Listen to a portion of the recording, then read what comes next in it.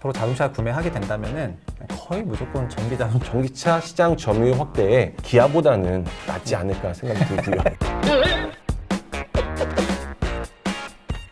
스텝스 구독자 여러분 안녕하세요. 돈 되는 정보만을 꽉꽉 눌러서 알려주는 리서치 돈알리의 최상욱입니다. 저 개인적으로 작년에 자동차를 바꿨는데 차 바꿀 때 정말 고민했던 포인트가 전기 자동차를 사고 싶었던 거였거든요. 근데 제가 원하는 모델이 한국에 출시가 안 돼가지고 못 샀는데 와이프랑도 얘기를 했지만 다음에 차를 바꾸게 된다면 거의 무조건 반드시 전기 자동차를 살 것 같습니다. 지금 자동차 섹터에 일어나는 가장 거대한 변화라고 한다면 여러분 다 느끼시겠지만 전기 자동차로의 그런 패러다임 시프트일 것 같은데요. 그러다 보니까 자동차 섹터에도 커다란 투자 기회가 있지 않나 이런 생각이 듭니다. 그래서 오늘은 한화투자증권의 자동차 섹터를 담당하는 김동하 애널리스트님을 모시고 이 섹터에 대해서 딥다이브 한번 해보겠습니다. 안녕하세요. 예, 안녕하세요. 예, 안녕하세요. 한화투자증권의 자동차 담당 김동하라고 합니다. 예, 인사를 잘해주셔가지고 굉장히 첫 번째 질문 드리고 싶은 게 자동차 섹터의 그 키팩터라는 게 사실 주가라는 게 주가를 움직이는 여러 가지 핵심 변수들이 있는데 그 변수에서 자동차 섹터에도 정말 좀 변화가 있는지 여쭤보고 싶습니다. 예, 일단 향후 몇 년간 자동차 업종에 가장 중요한 키팩터로 작용할 수 있는 거는 전기차 시장 점유율 같아요. 그 이유가 중국 시장 자체가 지금 정체가 돼 있고 그리고 선진국 시장의 성장이 한계가 명확합니다. 그리고 아직 중국을 대체할 만한 시장, 지금 뭐 인도 같은 나라들이 아직은 성장세가 그렇게 높지가 않아요. 시장이 좀 부족합니다.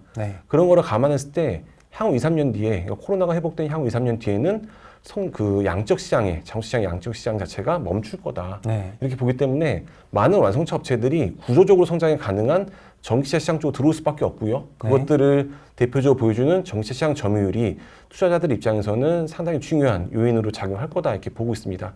그 대표적인 게 지금 테슬라가 뭐 지금 자동차 시장의 뭐 시총 1위죠. 뭐 판매 대수가 100만 대가 안 됨에 불구하고도 그런 것들이 이제 대표적이라 보실 수 있습니다. 그 전기 자동차 점유율이라는 거는 어디서 확인할 수가 있어요? 이거는 돈 주고 사야 되는 거고요. 그래서 그거를 뭐 애널리스트들이 정리해서 뭐 한 달에 한 번씩 발표하고 그렇게 하고 있는 거죠. 그래서 뭐 일부 투자자들께서 직접 확인하시려면은 유럽은 야세라는 유럽 자동차 협회 홈페이지에 들어가셔가지고 확인하시면 될 것 같습니다. 그럼 그런 맥락에서 일단 국내 자동차 섹터에도 뭔가 전기차로의 그런 패러다임 시프트를 받아들이고 있는 그런 분위기가 많이 감지가 되는데 요즘 뭐 TV만 키더라도 뭐 GV60 광고 나오고 막 그렇잖아요. 작년을 좀 생각해 보면은 그런 코로나를 겪는 와중에 현대자동차라든가 이런 기아차 주가가 굉장히 좋았었던 것 같거든요. 제 기억에. 막 니콜라 이슈도 있고 이러면서 막 엄청나게 그 성과가 좋았었던 것 같은데 작년부터 이런 변화가 좀 나타났던 건지 그러니까 뭐 작년 주가가 좀 왜 좋았었던 부분이 있었는지를 좀 설명해 주시면 좋을 것 같아요. 일단 크게 두 가지로 보실 수 있어요. 첫 번째는 이제 기존의 과거의 관점에서 본다면 신차 사이클이 들어왔거든요. 현대기아차가. 그럼 신차 사이클을 통한 효과들이 이제 기대면 실적이 올라올 거다. 뭐 이런 것들이 첫 번째 하나 작용했었고 두 번째는 전기차 쪽입니다. 전기차는 아니면 뭐 수소차 같은 친환경 자동차로의 패러다임 시프트가 현대차가 생각보다 잘 할 거다. 그리고 실제로 현대기아차의 시장 점유율, 전기차 시장 점유율이 2000년 초반에 상당히 올라왔었거든요. 그런 것들이 주가에 긍정적으로 작용했었고 뭐 올해 말에는 뭐 아무래도 애플과의 어떤 협업 이슈 뭐 이런 것들이 좀 부각됐던 적이 있었죠. 그렇죠. 결국에는 현대차 주가 같은 경우에도 작년 같은 경우에는 원래 있었던 그 오리지널 BM, 그 내연기관차 신차 사이클에 대한 그런 기대감하고 또 전기차로 하고 수소차 이쪽으로의 뭔가 그 변화가 주가에 좀 많이 반영이 되면서 주가 성과가 좋았었던 거고, 근데 올해 같은 경우에는 좀 뭐라 그럴까 주가 성과가 그렇게 좋지는 못하잖아요. 어떤 부분 때문에 그런지 들을 수 있을까요? 그러니까 반대로 방금 말씀드린 두 가지 요인이 거꾸로 됐다, 잘 안 됐다 이렇게 보시면 될 것 같아요. 그러니까 첫 번째는 이제 신차 사이클인데 요거는 반도체 공급 쇼티지가 가장 크게 작용했는데 잘 보시면 신차 사이클이 시작됐는데 코로나 때문에 한번 이연이 됐어요. 그런데 올해 오면 좋겠지 이렇게 생각했는데 반도체 쇼티지가 또 발생하면서 다시 한번 또 연기된 겁니다. 그럼 투자자 입장에서 이제 지루해지는 상황이 나온 거고요. 그리고 두 번째는 이제 전기차 시장 점유율인데 2020년 초에는 상당히 좋았어요. 그래서 현대차가 예상외로 되게 잘하는구나, 시장 점유율 생각보다 잘하는구나 이런 감이 되게 이제 사람들의 생각이 강했는데 네.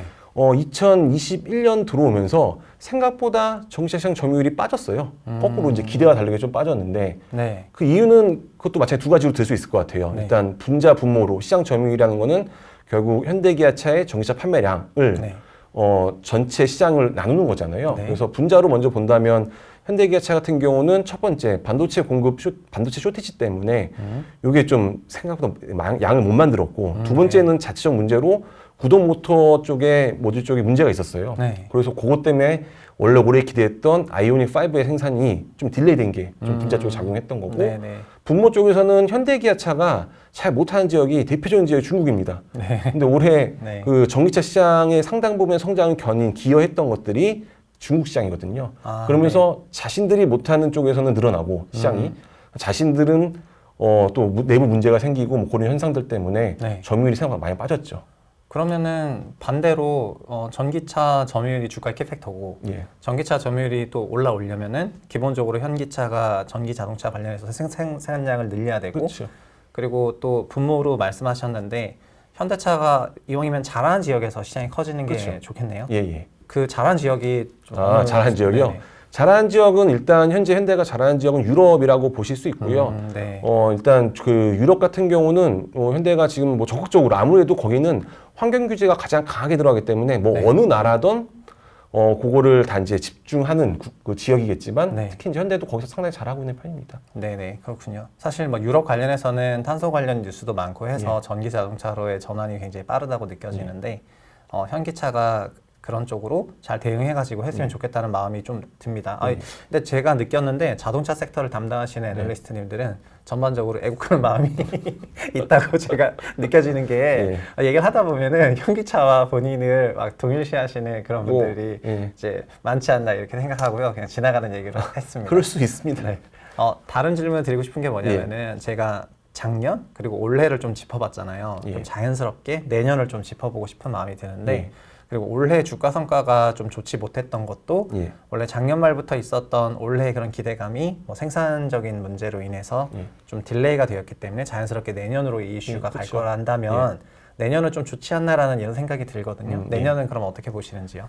일단 내년에는 보면 신차 효과나 제품 믹스 개선 그리고 뭐 인센티브 감소 같은 여태까지 이제 실적을 개선했던 요인들은 좀 완화될 거예요. 아무래도 공급이 수요를 공급이 못 맞췄기 때문에 이런 현상이 나타난 게 대표적인 건데 내년에는 그런 것들은 완화되겠지만 기본적으로 펜트업 디맨드 즉 이제 생산이 못 만들어졌는데 생산이 나오고 그리고 코로나도 이제 위드 코로나 정책으로 가게 되면서 아무래도 이제 펜트업 디맨드가 발생한 효과가 나올 거고요. 그리고 현대기아차 내부적으로 본다면 현대차 같은 경우는 인도네시아 공장은 신공장이 가동됩니다. 그리고 기아는 인도 공장을 좀 더 증산시킬 예정이기 때문에 이런 것들을 통해서 이제 양적 성장이 가능한 그런 국면이 내년이다 보시면 될 것 같고요. 네, 그럼 회사별로도 좀 간단하게 그런 투자 포인트를 짚어주실 수 있으세요? 현대자동차는 일단 내년에 좀 근데 어떤 뭐 포인트가 있고 둘 다 이제 아무래도 올해 많이 죽었기 때문에 기저 효과가 있어서 양적 성장에 대한 거는 뭐 동일합니다. 방향성은. 다만 현대랑 기아랑 나눠서 굳이 본다면 현대 같은 경우는 내년의 포인트는 전기차 라인업이 신규로 5종이 들어와요. 5개나 들어와요? 예. 그래서 뭐 아이오닉 6, 그다음에 뭐 A 세그멘트의 뭐 그런 전기차들, B 세그멘트, 그러니까 각 세그멘트별로 거의 풀 라인업을 이제 아마 조기 구축하기로 했습니다. 그래서 그런 것들이 들어오면서 기존 아이오닉 5의 생산량 증산과 맞물리고 전기차 시장 점유율이 좀 더 전기차 시장에 좀 더 적극적으로 대응할 수 있는 그런 상황이다 이렇게 보시면 될 것 같고요. 그에 따라서 전기차 시장 점유율 확대에 좀 더 기아보다는 낫지 않을까 생각이 들고요. 비교 대상이 기아군요. 다만 그냥 뭐 다른 업체도 뭐 비교해도 뭐 괜찮을 것 같아요. 현대차 자체적으로 라인업도 짱짱하고 내년부터는 좀 힘을 실게 되면 자연스럽게 점유율이 증가한다고 봐야 되겠죠. 그렇죠. 뭐 올해보다는 좀 나을 것 같고요. 그 다음에 기아 같은 경우는 아무래도 뭐 지금 신차 효과가 좀 더 이어질 것 같습니다. 그러니까 지금 스포티지가 최근에 나온 가장 큰 신차인데 요게 지금 생산이 아직 제대로 안 되고 있잖아요. 뭐 이런 것들 내년은 아마 이연되겠죠. 지금 글로벌 백오더가 기아가 한 63만 대 정도 될 거예요. 뭐 60만 좀 넘을 텐데 이런 것들 해소하는 걸 보면 내년에도 아무래도 기아는 현대보다 신차 효과를 통한 실적 개선 측면에서는 네. 좀 더 낫지 않을까. 그러면 기아는 정리하면 실적 포인트가 내년에 좀 투자 포인트가 크게 되는 것 같고 예. 현대자동차 같은 경우에는 신차 사이클 같은 뭐라 그럴까 결국 신차가 잘 팔리면 실적과 점유율이지만 초반에 모멘텀이 있는 그런 상태로 보여지네요. 그러니까 기아는 실적, 현대차는 전기차 시장 점유율에 좀 더 유리하다 이 정도. 그렇구나. 예. 근데 큰 틀에서 보면은 아까 자동차 섹터 전체의 그런 키팩터가 예. 전기차 점유율로 조금 바꿔가는 그런 과정에서 예, 예. 전기 자동차 라인업을 확대를 많이 하고 이런 모습이 예. 저 개인적으로는 현대차에 살짝 끌리긴 하거든요. 예, 예. 네, 그렇게 끌리고 다만 기아차 같은 경우에도 기아도 EV6인가 예, 있지 그쵸. 않나요? 예, 예. 네, 기아 역시 라인업을 하긴 하는데 내년 같은 경우에는 그런 포인트도 있지만 실적 포인트가 좀 더 좋아 보이는 그런 포인트이기도 하다. 예. 이런 말씀이시군요. 저희가 자동차 업체 두 개 회사를 좀 짚어봤는데 예. 그럼 부품 관련해서도 좀 부품 대형주 이런 것도 간단하게 짚어주실 수 있는 예. 게 있으실까요? 지금 일단 지난 2년간의 신차 효과나 공급 부족으로 가격 중심의 성장이었어요. 완성차 뭐 전체 시장, 자동차 시장은. 네. 그래서 이제 물량 베이스 중심의 현대모비스 같은 경우는 완성차보다 좀 못했죠. 실적도 좀 별로였고 물량이 덜 주가도. 팔렸으니까. 예. 네, 아무래도 부품 업체들은 물량 베이스이기 때문에 네. 물량 훨씬 더 민감합니다. 네.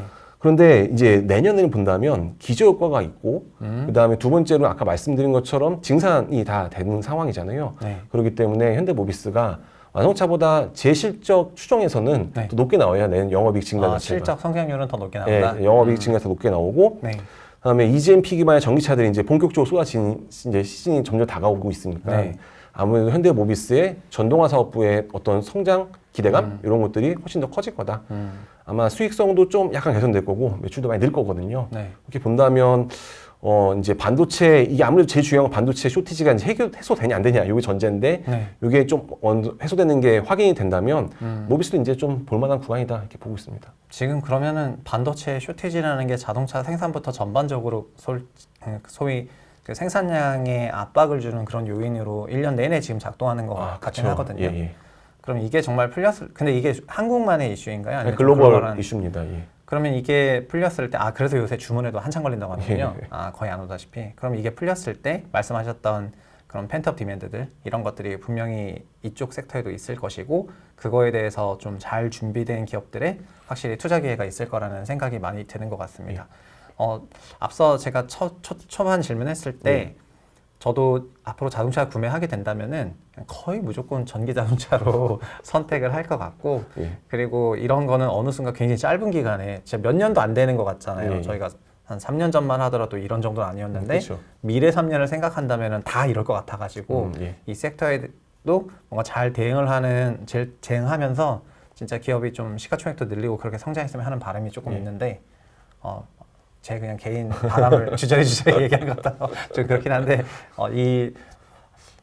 여기서 정리 한번 하고 뭐 넘어갈게요. 저희가 한 3년 동안의 주가와 그 전망까지 좀 포함해봤는데 2020년 같은 경우에는 코로나 충격으로 인한 그런 주가 하락을 뭔가 전기 자동차 섹터로의 그런 패러다임 변화를 수용하면서 굉장한 그런 실적 성장이 존재했고 또 신차 사이클이 물려 나오면서 오리지널 비즈니스에 대한 그런 기대감도 주가에 강하게 반영이 돼가지고 성과가 굉장히 좋았는데 올해 그래서 사람들이 기대를 굉장히 많이 하고 뚜껑을 열었는데 생각하지도 못했던 그런 공급 측면의 변수들 그리고 좀 기술적인 얘기긴 하지만은 현대차가 잘하는 지역보다는 그런 못하는 지역, 잘하는 지역에서 전기자동차 성장이 좀 빨리 나타나다 보니까 이런 전기차 점유율이 좀 빠지게 되면서 소위 펀더멘탈한 그런 변화들까지 올해 있어서 주가가 좀 좋지 않았는데 반대로 내년을 또 전망해 본다면은 내년은 이런 생산적인 이슈가 해소가 되고 라인업도 짱짱하고 또 실적에 대한 그런 기대감도 있어서 올해 주가는 좋지 않지만 내년은 괜찮을 것 같다는 그런 생각이 들어요. 예. 맞습니까? 예, 맞습니다. 제가 정말 이렇게 뭔가 길게 요약을 했는데 굉장히 단답형으로 맞다고 얘기하셔가지고 뭔가 약간 힘이 빠지긴 하지만 맞다고 일단 잘 정리했다고 생각이 들고 오늘 이렇게 자동차 섹터를 좀 둘러봤는데 앞으로는 자동차 섹터일지 전기차 섹터일지 이름이 어떻게 변할지 지켜보는 것도 재밌을 것 같고요. 저랑 함께 이렇게 긴 시간 진행해준 하나투자증권의 김동하 애널리스트 님이었습니다. 저 인사 한번 하고 끝내겠습니다. 예, 알겠습니다. 감사합니다. 예, 감사합니다.